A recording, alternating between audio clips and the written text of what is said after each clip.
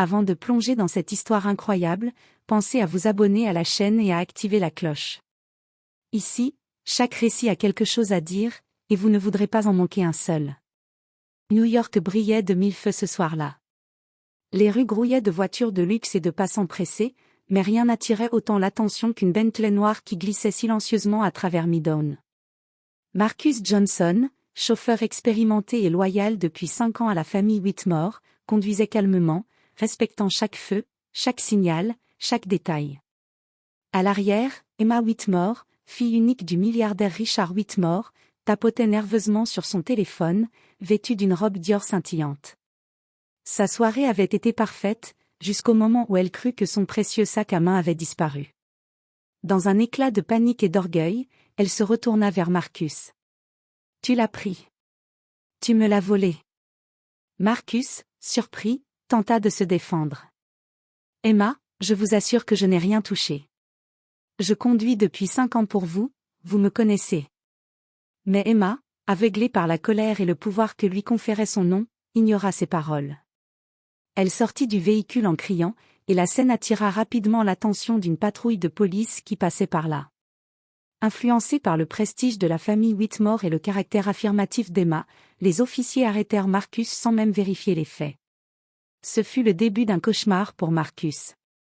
En quelques minutes, sa vie fut bouleversée. Son honneur, sa liberté, sa réputation, tout semblait s'effondrer. Et ce qu'Emma ne savait pas, c'est que cette accusation, injuste et impulsive, allait semer les graines d'une vengeance longue et méthodique, une vengeance qui renaîtrait 3 ans plus tard, plus puissante que tout ce qu'elle aurait pu imaginer. New York, printemps 2021. Les gratte-ciels reflétaient la lumière orangée du crépuscule tandis que la ville vibrait de son énergie incessante. Marcus Johnson, un homme noir de 32 ans, conduisait sa Bentley noire avec calme et professionnalisme. Chauffeur personnel de la famille Whitmore depuis 5 ans, il connaissait chaque habitude, chaque exigence, chaque caprice de sa jeune employeuse, Emma Whitmore. Emma, vêtue d'une robe de soirée scintillante, tapotait nerveusement sur son téléphone. La soirée avait été un succès, mais à peine arrivée dans la voiture, elle crut que son sac à main, rempli de bijoux et de cartes de crédit, avait disparu. La panique la fit tourner vers Marcus avec des yeux accusateurs. « Tu me l'as volé, Marcus ?» Marcus, surpris et choqué, leva les mains. « Madame, je vous jure que je n'ai rien pris. Je conduis pour vous depuis 5 ans. Vous savez que je ne ferai jamais ça. » Mais ces mots ne firent qu'enflammer Emma davantage. Sa peur mêlée à l'orgueil la poussa à crier dans la rue, attirant l'attention d'une patrouille de police qui passait par là. Quelques minutes plus tard, Marcus était menotté, incapable de se défendre contre l'autorité et l'influence de la famille Whitmore. « Il a volé mon sac », cria Emma, son ton ferme et autoritaire ne laissant aucun doute. Les policiers, impressionnés par son assurance et le prestige de sa famille, l'emmenèrent sans poser de questions. Dans cette scène rapide, Marcus vit sa vie basculer. Sa liberté disparaissait devant ses yeux, mais pire encore, son honneur et sa réputation étaient brisés. Les voisins murmuraient, certains choqués, d'autres silencieux devant le pouvoir de l'argent. Alors qu'on l'éloignait vers la voiture de police, Marcus se tourna une dernière fois vers Emma, ses yeux remplis de douleur mais aussi d'une détermination nouvelle. « Vous verrez.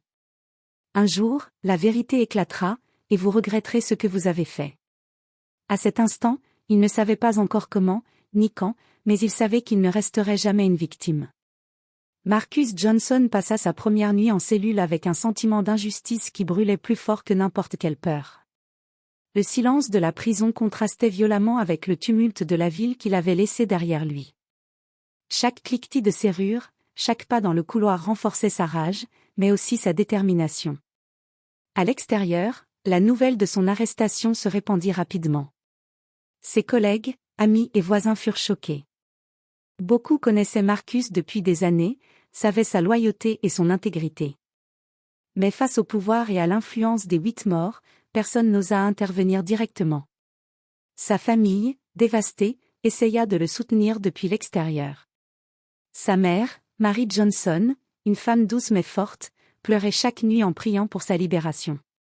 Son frère cadet, Elia, était furieux et voulait immédiatement aller confronter Emma Whitmore, mais Marcus l'en dissuada dans ses lettres depuis la prison. Restez calme, faites attention.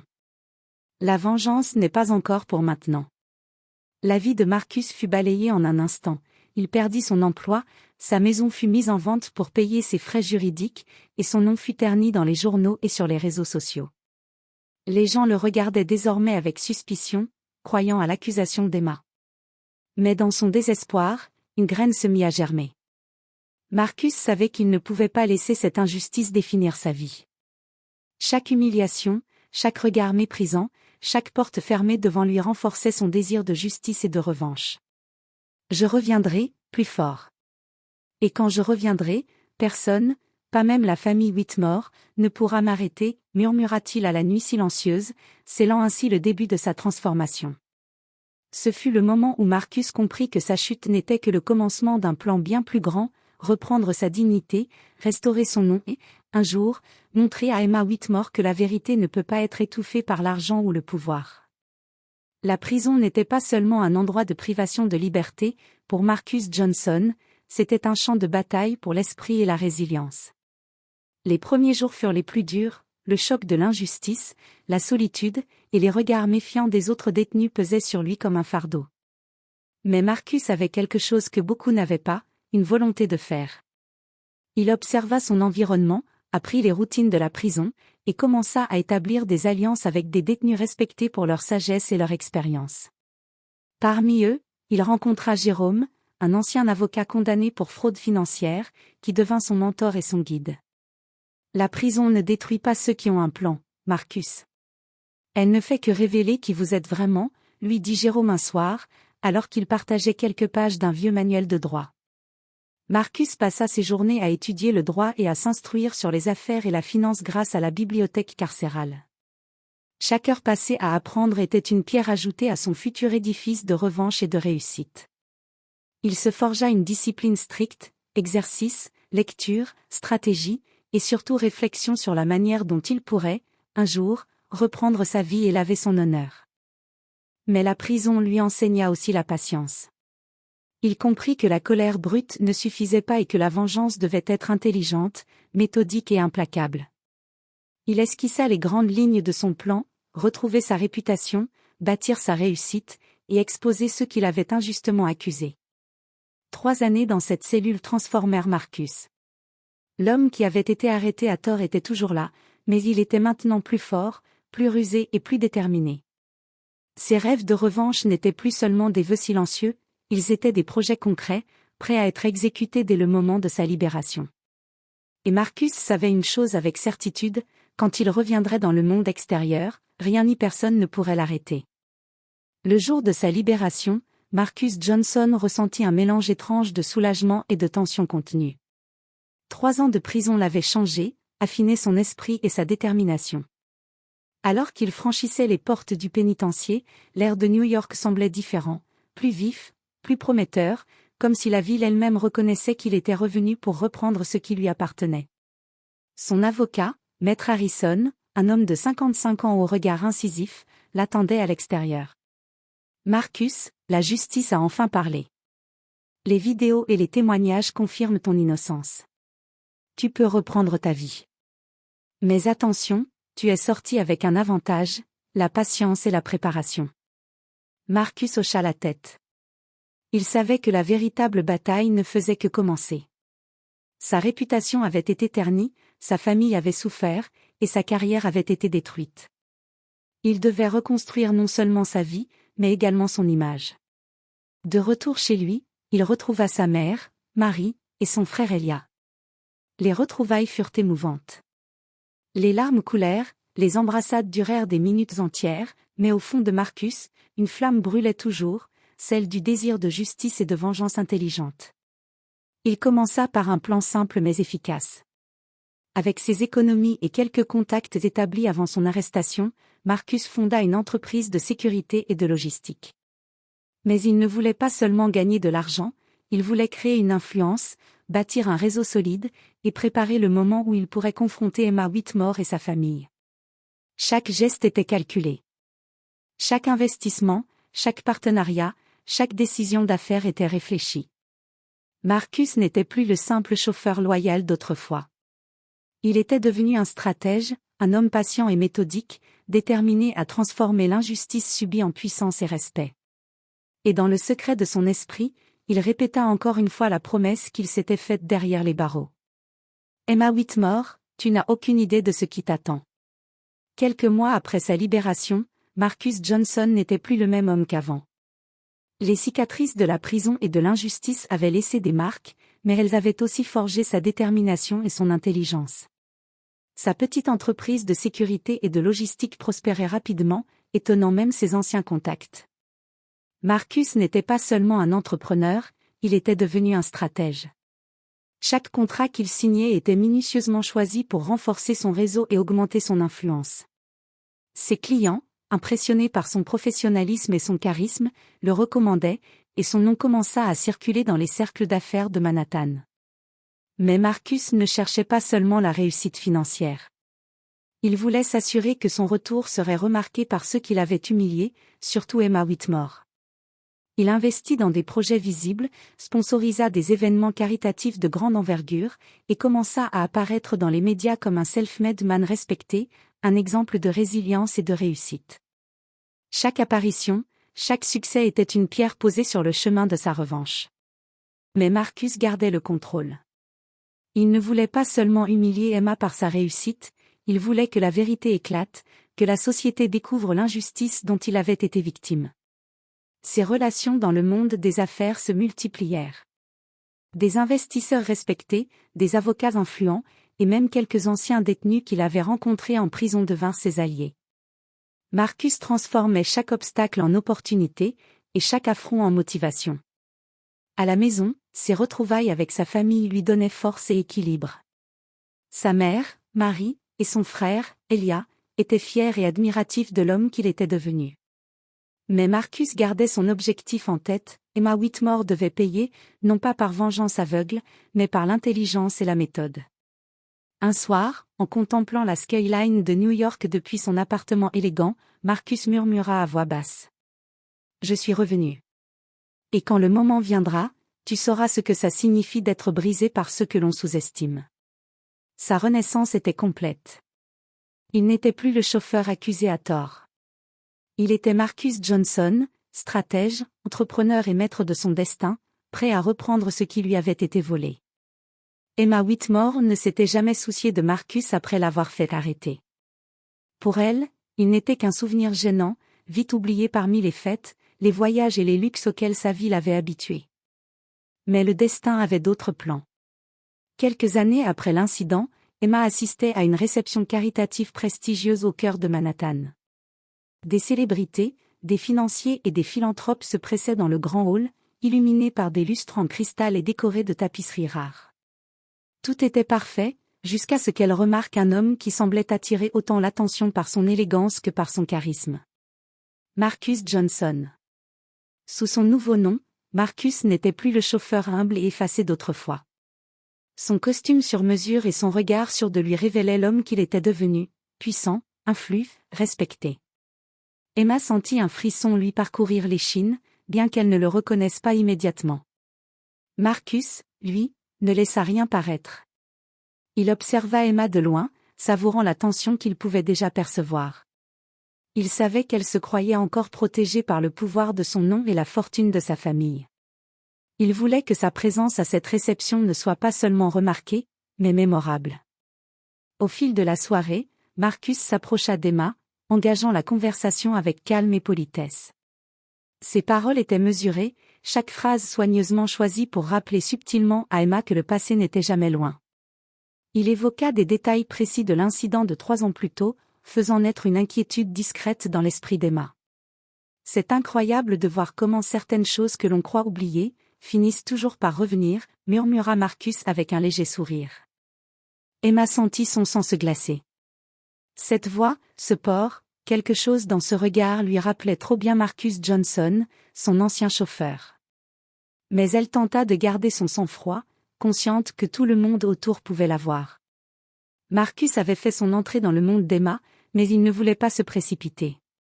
La vengeance ne devait pas être rapide ni évidente. Chaque geste, chaque mot, chaque sourire était un pas vers la confrontation finale, soigneusement orchestré pour que la vérité éclate au moment où Emma s'y attendrait le moins. Et dans le silence de son esprit, Marcus se répétait. Patience.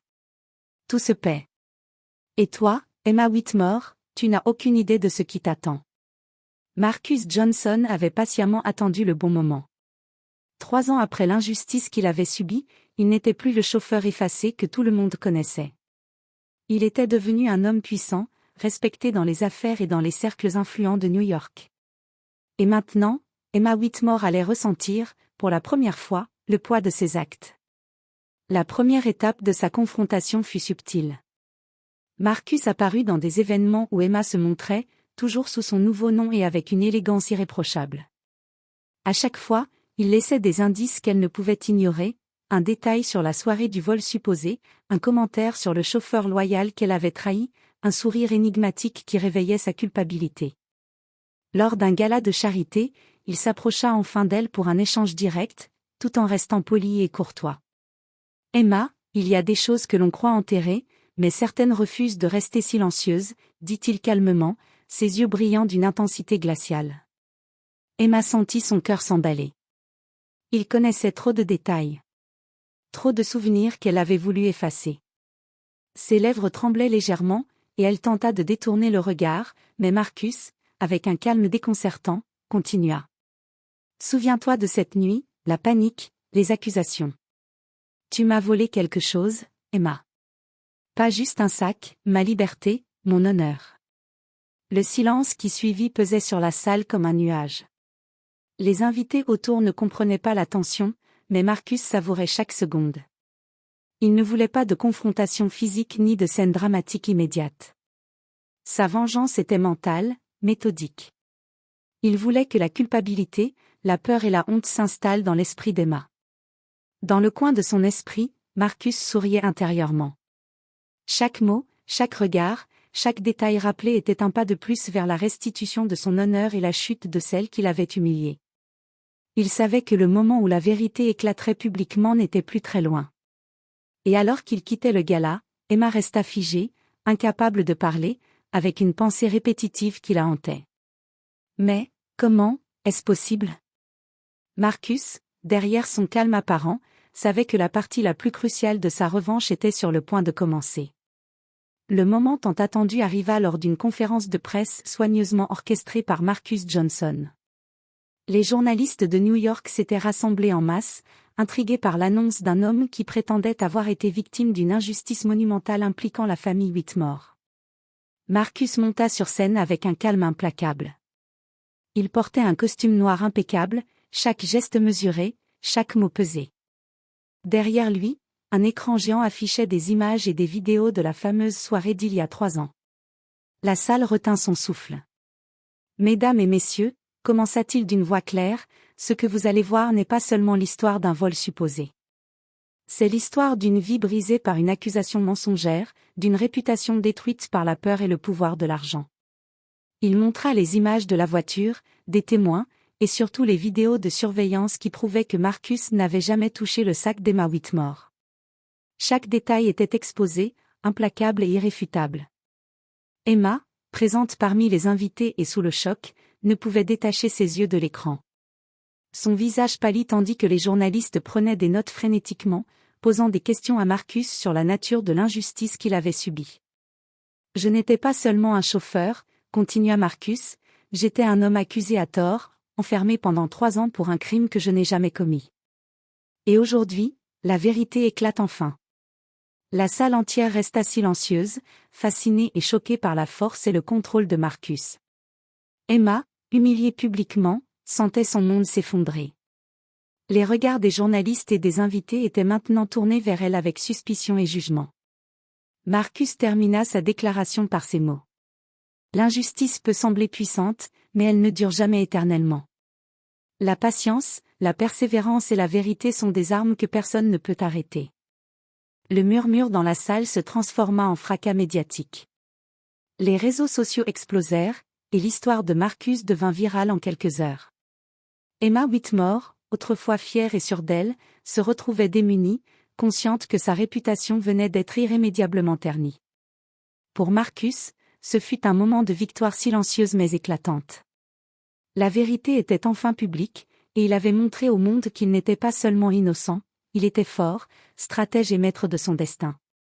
Après la conférence de presse, la vague médiatique autour de Marcus Johnson devint incontrôlable.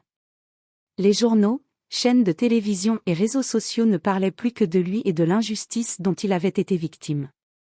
Emma Whitmore, qui pensait pouvoir échapper aux conséquences de ses actes, se retrouvait désormais au centre d'une tempête publique. La famille Whitmore tenta d'abord de minimiser l'affaire, envoyant des représentants et des avocats pour calmer les journalistes et les investisseurs. Mais Marcus avait prévu cette réaction. Avec son équipe juridique et ses alliés influents, il lança une action en justice pour fausses accusations et diffamation. Les preuves étaient irréfutables, et l'opinion publique soutenait Marcus avec ferveur. Lors de l'audience, Marcus resta calme et posé. Son témoignage, accompagné des vidéos, témoignages de voisins et experts, montra à quel point Emma avait agi par arrogance et pouvoir, sans la moindre considération pour la vérité. L'avocat de la famille Whitmore peinait à contester les faits, chaque argument de défense tombait face à la méthodologie et aux preuves méticuleusement préparées par Marcus. Le juge, impressionné par la clarté des preuves et la gravité de l'accusation injustifiée, déclara : « Cette affaire est un rappel sévère que personne n'est au-dessus de la vérité et de la justice. Les actions de la partie accusatrice ont causé un tort irréparable. Le tribunal reconnaît l'innocence de M. Marcus Johnson et condamne Mme Whitmore pour diffamation et fausse accusation. » Dans les médias, l'histoire devint un exemple de résilience et de justice triomphante. Marcus ne se contenta pas de gagner le procès, il resta maître de sa dignité et refusa de recourir à la vengeance physique. Il laissa la loi et la société s'occuper de l'humiliation et de la réparation. Emma Whitmore, humiliée publiquement et légalement, devait maintenant faire face aux conséquences de ses actes. La société voyait désormais Marcus comme un symbole de justice et d'intelligence face à l'injustice. Il avait non seulement restauré son honneur, mais avait également prouvé que le pouvoir et l'argent ne suffisaient pas à étouffer la vérité. Marcus, lui, savait que la bataille était gagnée. Son regard se posa sur la skyline de New York depuis son bureau, une satisfaction silencieuse dans le cœur. Il avait transformé sa douleur en force, sa chute en renaissance, et l'injustice en triomphe. Marcus Johnson n'était plus le même homme qui avait été accusé à tort 3 ans auparavant. La vengeance, qu'il avait patiemment orchestrée, avait pris la forme de justice, de réussite et de respect. Sa réputation restaurée, son entreprise prospérant, il était devenu un symbole de résilience pour sa communauté et pour tous ceux qui avaient subi l'injustice. Emma Whitmore, elle, avait été humiliée publiquement et légalement. La leçon était sévère. Le pouvoir et l'argent ne peuvent jamais étouffer la vérité ni réparer une injustice par eux-mêmes. Elle commença timidement à chercher à réparer ses torts, mais Marcus ne cherchait pas à l'humilier davantage. Il laissait la justice et la société faire leur travail. Marcus, dans son bureau donnant sur la skyline de Manhattan, contempla la ville avec sérénité. Ses pensées se portaient sur sa mère, Marie, et son frère Elia, fier et reconnaissant de l'homme qu'il était devenu. Sa colère avait été transformée en force, sa douleur en motivation. Il se rappela les paroles de Jérôme, son mentor en prison. La prison ne détruit pas ceux qui ont un plan, Marcus. Elle révèle qui vous êtes vraiment. Oui, il avait été brisé, mais il s'était reconstruit. La justice avait triomphé, et la vérité avait éclaté de manière éclatante. Marcus avait prouvé que la patience, la stratégie et l'intelligence sont parfois les armes les plus puissantes contre l'injustice. Et alors que le soleil se couchait sur New York, illuminant les gratte-ciel et les rues en contrebas, Marcus sourit pour lui-même. Il savait que, malgré les épreuves et les humiliations, il avait gagné bien plus que la simple réparation de son honneur, il avait gagné sa liberté intérieure, sa dignité, et le respect du monde entier. Dans ce silence paisible, il murmura : « La vérité triomphe toujours. Et ceux qui doutent finiront toujours par apprendre que l'injustice a un prix. » Ainsi se terminait le parcours de Marcus Johnson, de victime à stratège, de humilié à victorieux, transformant la douleur en puissance et montrant que la résilience et l'intelligence sont les véritables clés du triomphe.